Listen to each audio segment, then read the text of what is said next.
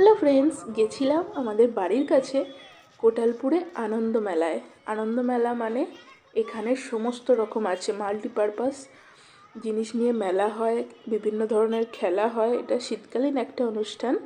তো 21 তারিখে শুরু হয়েছে আর থাকবে 27 তারিখ পর্যন্ত, মানে জানুয়ারি 21 তারিখ থেকে একদম 27 তারিখ পর্যন্ত। তোমরা চাইলে যে কেউ আসতে পারো। এটা হচ্ছে কোটালপুরে।